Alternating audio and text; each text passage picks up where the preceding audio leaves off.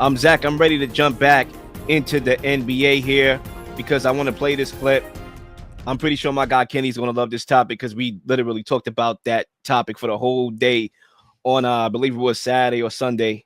I think it was Sunday, maybe Saturday, right? My brain these days, listen, I be having so much going on, I don't remember. But let's hear from my guy, not my guy, but let's hear from Channing Frye, and we'll respond. Is killing the NBA. The 90s basketball, Michael Jordan and Kobe, was not as clean as y'all think it was. Y'all forget that Jordan left the league for 2 years. Y'all forget that Kobe, rest in peace, quit on his team in the playoffs and did not shoot the basketball. So all this Kobe, Jordan, oh, he's not this, he's not that. That is propaganda. Every great player, whether that's Ant, Wemby, Bron, Steph, this, that. They compare him to a motherfucker 40 years ago. The rules weren't even the same. You're not really watching help side defense. Who's doing this? What is this rule? What is that rule? You're not watching. Nobody celebrates these new people. So why the fuck would anybody want to be the face of this league where you're going to get shitted on every network for not being somebody from 40 fucking years ago? It's ridiculous. It is unfair. Bron is one of the greatest players ever to play. Stephen Curry is one of the greatest players ever to play. Giannis is one of the great. Jokic. And you know what we do? We talk about fucking Michael Jordan. All this superstar era shit is over. Okay. Channing Frye, what's with all the cursing, man? Okay, you can't have a podcast without the curse words in it. Okay, but I'm Zach. I'll let you begin this one and I'll respond. Yeah, well, so I agree with the premise of his take. There are a lot of star players in the NBA right now that I don't think do get enough attention. And I do think if you watch a game in the 90s compared to a game right now, the game right now is more aesthetically pleasing. It's more fun to watch. There's more offense. The game is faster. And I also think from a talent perspective, the league has never been more talented than it is right now. I feel like you could even pick out some of the worst teams in the league, and they'll even have 3 or 4 or 5 guys that you're like, damn, I'm pretty intrigued by that guy. If he keeps on developing and he keeps on getting better, this team could be in for something. So I think from that aspect, I agree. However, I think where a lot of the conversation is coming from right now when it comes to our complaints about today's NBA is a few things. Number one, in the 90s, we didn't have to deal with load management. That is a big issue that for the last few years has been killing the NBA. These days, you just don't know in a regular season game who's going to be playing and who's not. And if you go to a game even, there's a good chance that the guy that you paid to see, he's just not going to play because of load management. And that's an issue that the league, I think, has to deal with. They haven't been able to figure out a solution for that. That's number one. They didn't have to deal with that back then.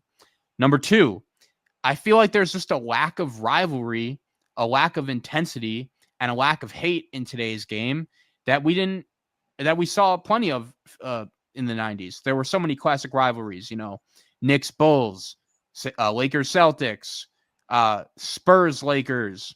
There's Knicks Pacers. There were just so many big time rivalries and legitimate hate that we saw in the 90s that we just don't see today. It feels like a lot of these players are too buddy-buddy. I mean, the one example I always think of is Draymond Green and LeBron James. Those two guys have had some epic playoff battles over the years. You would feel like they maybe can't stand each other, but nope, they're best friends. And we know that Draymond just loves LeBron James and can't get enough of him. So I think that's number two. And then number three, which I think is a big key, is we complain a lot about the three-point shot and how every team just jacks up so many of them throughout the game, no matter who it is. And I feel like that's one thing aesthetically that is killing today's game is back in the 90s, teams played different styles. And a key phrase in basketball that we've always heard is styles make fights. But today, every team is playing the same style of just a quick, fast-paced game, chucking up threes, and sometimes they go and sometimes they don't.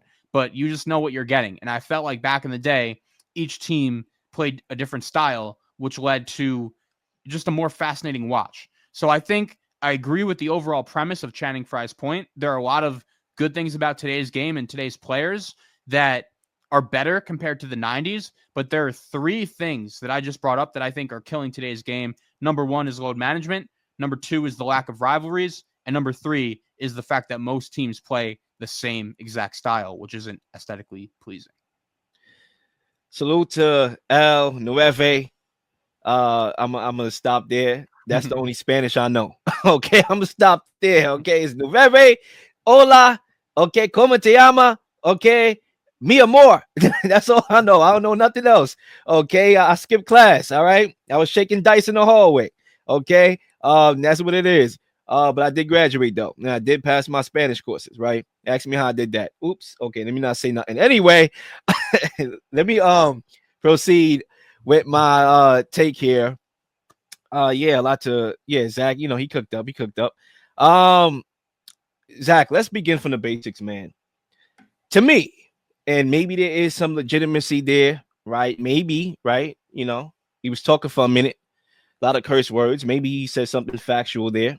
But to me, the reality is he's giving the NBA players an outlet to play victim. And you had LeBron James, who had the chance to enhance his legacy by going to New York when he became a free agent, and he decided to go to Miami and team up with Dwayne Wade. That's when LeBron James accumulated a level, I won't say a level, but a base that hated him from that point on. Okay, I don't mean hate, like hate. I hate the person, right? I don't know nothing about the person, but the player, I raised my hand to that. He was one of my favorite players until he went to Miami and did that dumb move. Okay, and I don't mean dumb like it was stupid because he won a championship, but dumb as far as creating a super team instead of him going to New York, a team that I represent, that I root for, and doing something that hasn't been done. He could have been a god. Okay, but he chose to go to Miami. Kevin Durant, okay, was one of the main contributors to OKC Thunder team that blew a 3-1 lead over the Warriors, okay? And he decides, instead of going back to get them over the hump, people forget that OKC Thunder team was very legitimate. And if he went back there, they probably would have bumped the Warriors the following year. We forget that, okay? But no, I'm going to go to the team that knocked me out. That's when he became a hated individual, okay? Let's not forget these things. So when we want to say here on a podcast and say, oh, you don't like me, and oh, I'll never be Jordan, and oh, they don't represent or they don't acknowledge my talent and my skill. No, we know you skilled. We know Kevin Durant. We never seen nothing like Kevin Durant before. We know we never seen nothing like LeBron James before. There will never be another LeBron James. We know that. Anybody that watched the game knows that. We know that there's never going to be another Kevin Durant. Everybody who watched the game knows that. But the reason why we are not singing your name with googly eyes is because you went to the Warriors, a 73-win team, and you have yet to show that you could be a leader on any team that you're on. Because you wasn't on the Warriors, you wasn't on Brooklyn. I mean, you didn't have to be on the Warriors, first of all, because that was Dre and Clay and Steph. But when you decide to get your own team, you wasn't. You wasn't on Brooklyn. You wasn't. You're not here on the Suns. You're not a leader. So that's why people don't acknowledge you in the way that you want them to. We know your skill. Watch the game. We know it. Okay? We know at that size to be able to shoot from all angles of the court with that size, we probably not going to see that again. All right, LeBron, we know we're not going to see nothing like that again. But you went to Miami. So we need to stop playing victim. And that's my problem with my people. I'm going to just say it like that. My people, we play victim too much. Okay, we blame exterior fire issues instead of us being proactive and fixing our issues. Okay, like talking about the communities. Listen, Jaylen Brown was the only player that I know of that when he got his contract said, you know what, I'm gonna build Black Wall Street. I'm gonna invest in some black businesses. Right? Everybody else, they wear these crazy outfits, okay, and they feel entitled, right? But he was the one that said, you know what? Let's invest some of that money into the communities. Let's not play victim here. Let me do something. Let me be proactive. Oh, ironically, that was the same star, the last star that we got to participate in the dunk contest. Correlation? Yeah, he's a leader. He may not be a talent like LeBron and Kevin Durant, but he's a leader. Now imagine if that was LeBron or Kevin Durant who did those things. We'll be talking about LeBron in a totally different space. A guy that didn't want to take part in the dunk contest as the face of the NBA. I'm breaking it down to y'all right now. Okay, because he have yet to get on that court and be a leader. And I'm supposed to have googly eyes when I mention your name? Nah, it's beyond skill. It's beyond talent. It's about leadership. It's about giving back to the sport, giving back to the fans, giving back to the community. And don't get me wrong, LeBron James done his fair shares in the community. I'm not here to talk about that, but it's about giving back to the sport and the fans by you being the leader. Say, you know what? I'm going to take part in the dunk contest because Kobe did it. Okay, Kobe and Jordan took part in it. So I'm going to take part in it as well. So when Channing Frye, who to me is fried, no pun intended, or yes, pun intended. And look, Channing Frye, my guy and all that, but man, that take really got to me because it's like, okay, you mentioned Kobe, and Kobe requested a trade as well, and Jordan played baseball. First of all, Jordan played baseball, in my opinion, and I think is evident. Ask any mobster because he was gambling too much, and they killed his father for it. And the league was like, you know what? Nah, we can't do this. We got to keep this hush hush. You go play baseball for a year and then come back. To me, and that could be allegedly. Maybe I'm misspeaking, but listen, I've seen my bosses on platforms literally talk about that. Legitimate guys that really is with the you know what. Okay? Guy like Michael Francis, he said it. So at the end of the day, you know, I'm losing my train. Oh yeah. It's about these guys giving back to the sport, right? If he was the one that said I'm gonna do this, if he was the one that got on the court during the dunk contest, but he wasn't. And that's the moral of the story is that these guys don't care about legacy like that. You look at the 90s and 80s, you mentioned a good point, rivalries, guys didn't like each other. You know, you had Detroit Pistons and Michael Jordan, they hated Jordan. Isaiah Thomas still to this day don't like Jordan. You had melees, malice at the palace going on. And all we get now is kumbayas and kumbayas. Draymond Green, LeBron James is the reason why you lost a championship. Because he literally, I think he got it under your skin and cost you a title because you got suspended, and yet you look at this guy like a statue. Stop. Like, where's the rivalries at? What rivalry do we know of in the NBA today? That's what drives ratings. So to me, these players are entitled, and they don't play hard every night. There's no rivalries. They just don't want it as much. And that's my take.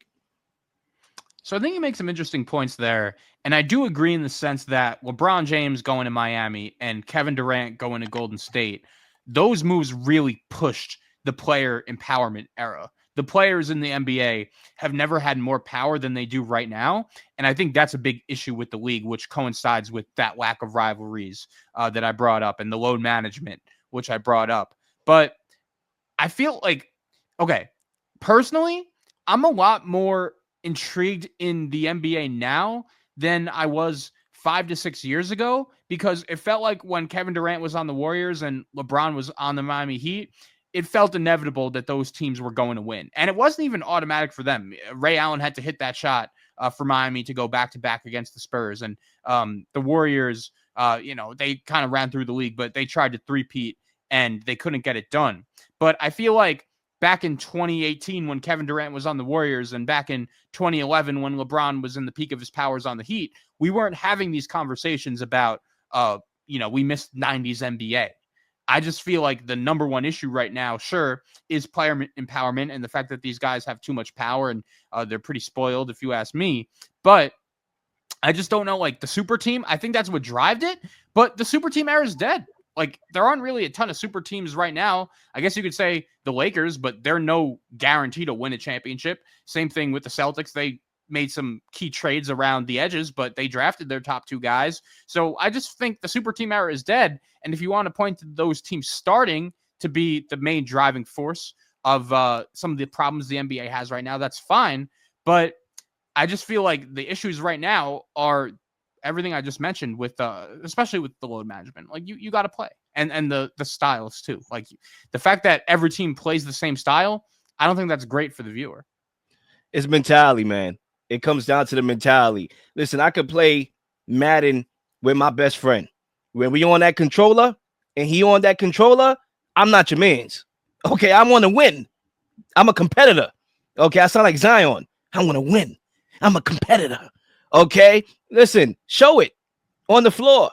You see, in the NFL, I take the NFL as a prime example.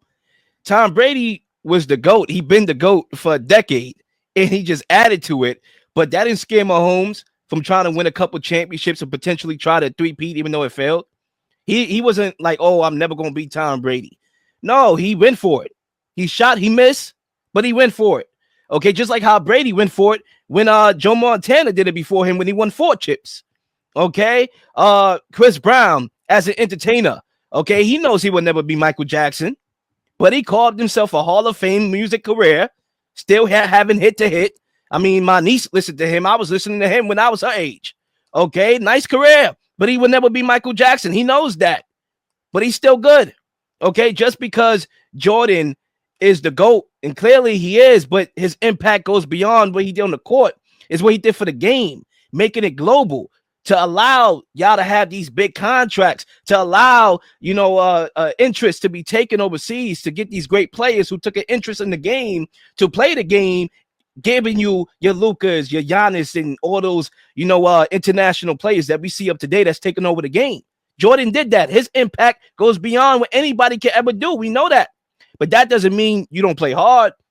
That doesn't mean you don't go for it. Right? Instead of you going to a team and teaming up with somebody, say, you know what? I want to beat you. Okay, I'm going to get over that hump. We don't have that. It's a mentality thing.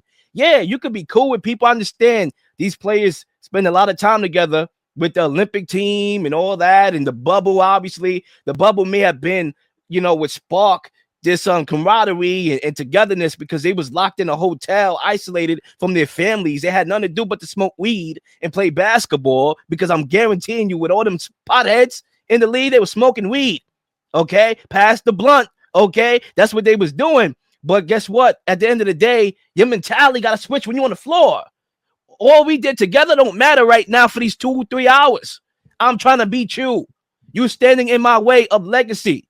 That's what Jordan had. That's what Kobe had. That's what D Rose had. These guys need that same mentality, man. Yeah, and the league is just different than it was back then. I just feel like the regular season's a problem the league needs to figure out. But when we get to the playoffs, I'll be locked in, and I know the players will be as well. This is my last point, Zach. How much of this, and I know I'm asking like a rhetorical question, like, yeah, we know the answer, but I'm gonna go ahead. How much of this falls back onto the commissioner, for the game being easier to manipulate? I mean, for Christ's sakes, these guys try to pull a fast one in the skills challenge. Wemby and CP3, these guys even want to play hard in the skills challenge. That's only like, 10 minutes of your time? And you want to manipulate the game then? I mean, like, how much does this falls back on Adam Silver? I think a lot of it, because for me, what is Adam Silver's crowning achievement as commissioner? What if I were to ask you, what is the best thing Adam Silver has done as commissioner? Is there an answer you have? Like, I'm gonna guess not, because probably the in-season tournament or the playing tournament in the playoffs, which I think is cool. Yeah, playing tournament, not in season. Take that garbage out of there. Playing, which has been a fine move, but I don't think it's made the impact they expected. I feel like when they added that, it was to try to improve the competitiveness of the regular season and to try to make teams prioritize it and be more competitive, especially late, and to have more cities and more teams. I think that's worked in baseball, right? In baseball, 6 teams in each league make the playoffs now, opposed to 5. And that's kept a lot of teams and a lot of fan bases into it. And baseball and the NBA are similar in the sense that both their regular seasons are extremely long. And when your team falls out of it, you have a hard time filling the stands. But you have like, if you don't make the NBA play-in tournament, you have no one to blame but yourselves. Every team that misses that tournament right now isn't particularly good. So if that's your crowning achievement, that's not a great look. The in-season tournament, I understand the idea, but instead of playing on these funky courts and having these funky jerseys, maybe you should try something different. And maybe, I don't want to say alter the rules of the game, but I feel like that would be a time to try and experiment, especially in the regular season. Load management, again, is a huge issue. The All-Star game is a huge issue. The dunk contest is a huge issue. You mentioned the skills competition. I just feel like I can't really think of anything that Adam Silver did and say, wow, that was a great thing he did for the league, and the league has really benefited from that. And that's not great when you're the commissioner. Just being handed a game that was global before he got there, and he just tapped into that global, setting, which I think that's something that he did that you could say, like, just tapping into international, because that's where the game has went. But it was going there when he took over the job, and he just tapped into it a little bit more, saw the numbers and went for it. But other than that, I agree.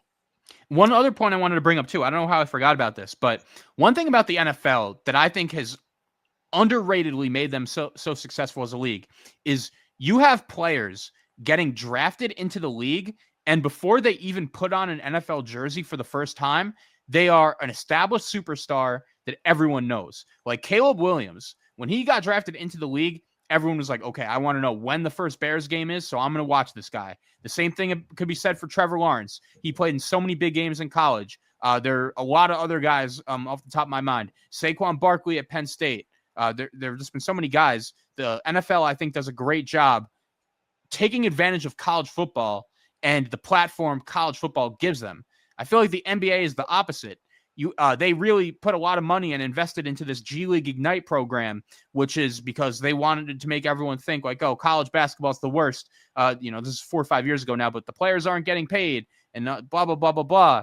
But I feel like that is another problem the NBA has, is like this draft class is going to be very good. I think it's going to be great. And a lot of people know about Cooper Flagg, but I don't think Cooper Flagg is some household name that I would say the majority, but like most NBA fans know about. I feel like if Cooper Flagg gets drafted to the Washington Wizards next year, no one's going to be like, oh, I have to watch his first game. Like it's some must-see big TV event. And I think that's a problem for Adam Silver too, is you have a great platform in college basketball. There's nothing like March Madness. Everyone loves it.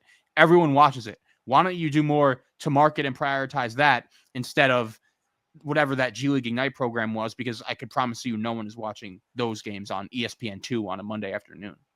No, that's an excellent point. Nobody's watching that. College is a big platform. I mean, look at the numbers that March Madness does. It's better than the NBA, you could argue. The platform that these guys have on that stage alone, you got to tap into that market. You got to market these players so this way people will tune into the draft more.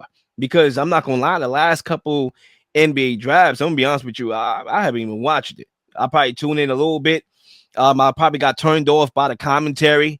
There was one, I think it was 2 years ago, it may have been last year, where there was a woman commentary, color, whatever, telling people how to dribble. Like, who doesn't know how to dribble? Like, showing people how to dribble. Like, I mean, that really turned me off. I turned the TV off after that. Couldn't do it. So, yeah, I do agree with you, man. Just giving these guys a platform, like Ja, like we knew about Ja, we knew about Zion, we knew about those guys. That's why people was invested. And now we don't have that same type of appeal with these young players coming out of college. No doubt.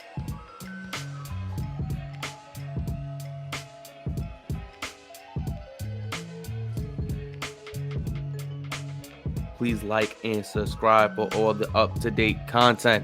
We've been slinging shows left and right, slinging content left and right. Please don't miss anything. If you do, like, subscribe, leave a comment, leave a question, something you may want to answer, something you may have. All ideas are great ideas. Nothing's a dumb question.